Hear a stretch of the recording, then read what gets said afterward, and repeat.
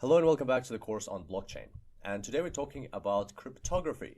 We're going to understand what role the SHA256 hash algorithm plays in blockchain. All right, so there's our map and we're starting with hash cryptography. So let's look at a person. There's a person, could be me or you, and we have a fingerprint. And different people have different fingerprints. So if you look at many different people, they're all going to have different fingerprints to us. There is a possibility that there'll be somebody with the same fingerprint, but it is very unlikely. The probability of that is about 1 in 60 million. So in a way, you can say that a fingerprint is an identifier of a person. And that's a very powerful concept, which is used by forensics departments in the police, where they can identify criminals just by their fingerprints and take that as evidence to court. Now, what if we could take the same principle and apply it to digital documents? What if we could come up with a sort of fingerprint that would identify these documents for us? And such a fingerprint exists. It's called the SHA256 hash and looks like this. So the algorithm behind SHA256 was developed by the NSA. And I know what you're going to say. You've probably heard the NSA in the news in the past couple of years, and you might have, some, like a great opinion about them, or the opposite, you might not like them, or you might be indifferent to them. Regardless of what is said in the news about the NSA and all those things, one thing they did do really well is this SHA256 algorithm. It works well, it's very secure, and a lot of places in the world, a lot of applications use it to store passwords, to check digital documents, and in fact in blockchain it is used. That's like one of the core principles, building blocks of blockchain, as we'll see further down in this section. And the code or the algorithm for SHA256 is not secret. It's open, completely open. Anybody can learn it, understand it, how it works. At the end of this tutorial, I'll actually recommend a paper which you can read and understand more about how SHA256 works. Now, this hash is called SHA256 because SHA stands for Secure Hash Algorithm, and 256 is the number of bits it takes up in memory. The hash is always 64 characters long, and it consists, as you can see, not just from digits, but actually from letters as well. That's because it's a hexadecimal hash. It has numbers from 0 to 9 and the letters A, B, C, D, E, F. So there's a total of 16 of them there. So that means each character in the resulting hash takes up 4 bits, because 4 to the power of 2 is 16, and 4 times 64 is 256. That's how these numbers are all linked up together. 64 times 4, which is the size of basically any one of these, is 256.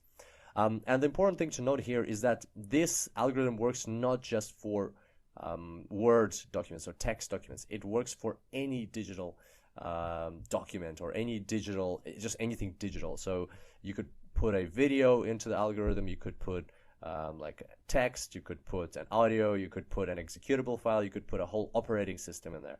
Whatever you put in there, it will spit out a fingerprint, which is a SHA256 hash. So let's have a look in action. It's great to describe these things and talk about them, but let's have a look in action, see how it works. So we've set up a tools kit for you. It's at tools.superdatascience.com/blockchain/hash.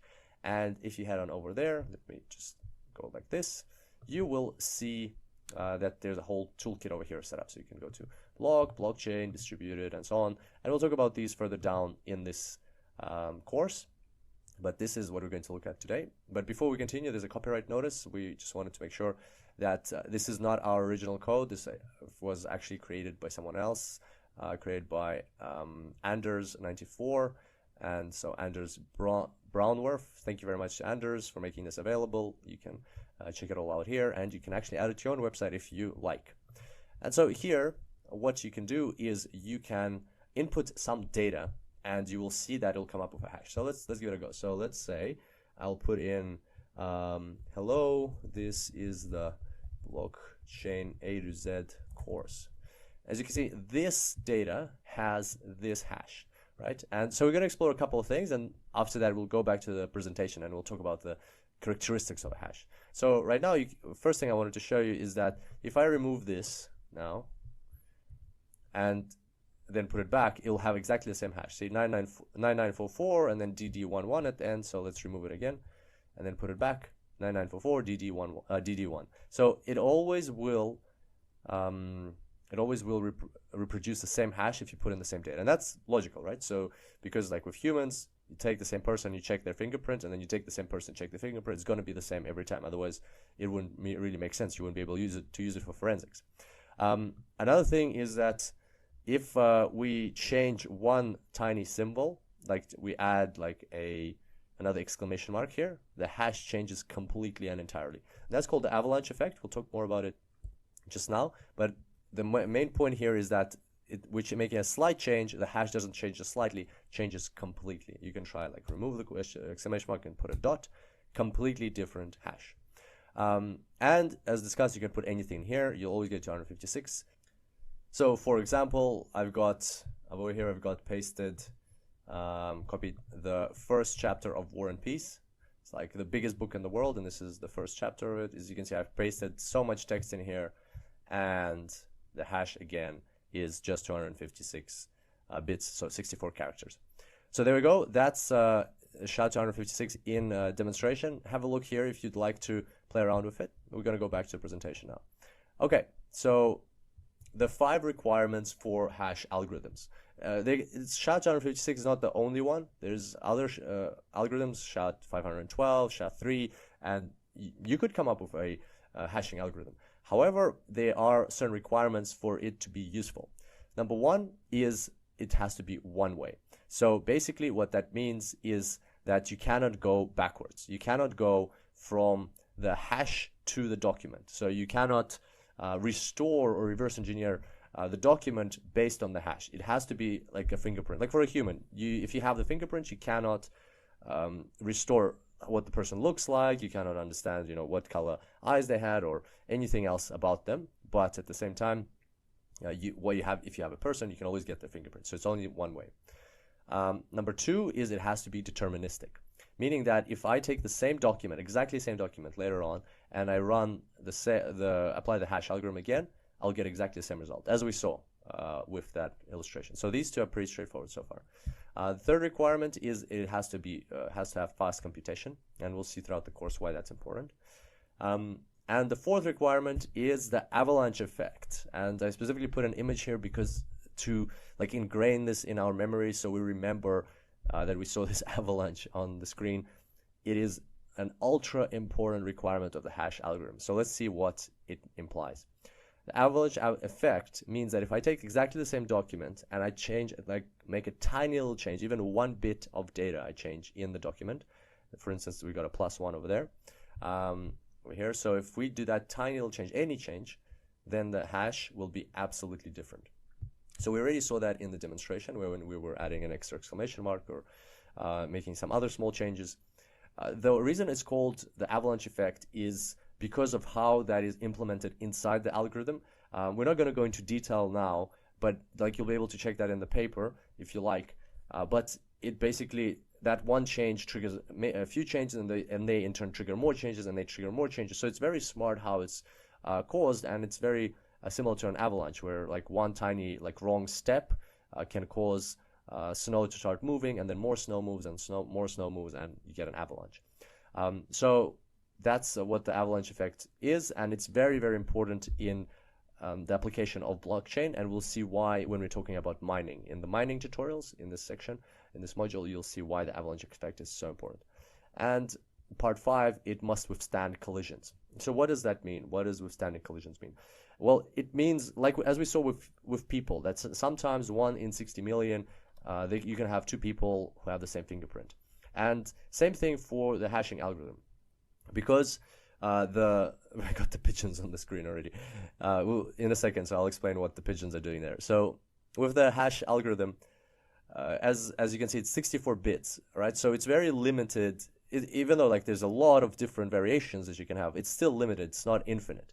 And yet the quantity of different digital documents that we can create is unlimited, is enormous. We can there's tons and tons of books, there's tons of different photos being created every single day, videos, all this stuff. So in essence, the amount of digital data we have is much, much greater, or we can possibly have, is much greater than the number of variations of a 64 character representation. And so that means that in mathematics is a principle called the pigeonhole principle. That means if you have, for instance, in this case, 10 pigeons and only 9 holes, you're gonna have to put 2 pigeons into one of those holes. There's no way around it, right? So if you have more of quantity A, then there is slots in quantity B, then inevitably there will be what we call collisions in that representation when you try to move from quantity A, which is much greater, to quantity B. So naturally there will be collisions, and you can't do anything about it. It's just pigeonhole principle, and that's okay. The thing with that is that it is so unlikely, it is so rare that will happen, that we can deal with it. It's okay. It's not going to ruin the algorithm. The problem, just like with humans and fingerprints, we can tolerate that. That's a very rare instance, and it's pretty much a very, very unlikely to happen. And if it, like, it's not going to affect anything if it does happen somewhere, sometime. But with must withstand collisions, what that does mean is that the algorithm needs to be able to withstand artificial collisions that, for instance, pirates can create, and that's a problem. So if you can find a way to create these collisions, to make 2 different documents purposefully have the same hash, that's a problem, because then you can forge documents. Then you might have an important document that, for instance, is who this house belongs to, like ownership document, and it might have a name in there. And if there's a way to forge collisions, to create artificial collisions, then you'll be able to change the name on the document and the hash will be the same. So the person checking the document by the hash will think that you are the owner of the house. And so that's what we mean by withstand collisions. So collisions should not be possible. So there we go. Those are the 5 requirements for secure and safe hash algorithms. They have to be one-way, deterministic, a fast computation, the avalanche effect, and must withstand collisions. I know this is quite a lot to take in on cryptography at the very start, but at the same time, this is the foundation of what we're going to be discussing about blockchain. So these things are going to be very, very useful to us.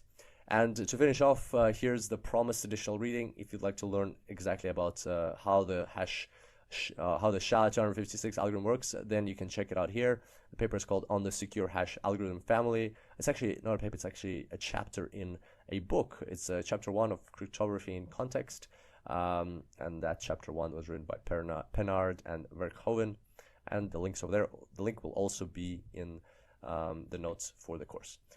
There we go. Hope you enjoyed today's tutorial, and now you're well versed in SHA256, and we'll start learning more about blockchains and applying this knowledge from the next tutorial. And I look forward to seeing you there. Until then, enjoy blockchains.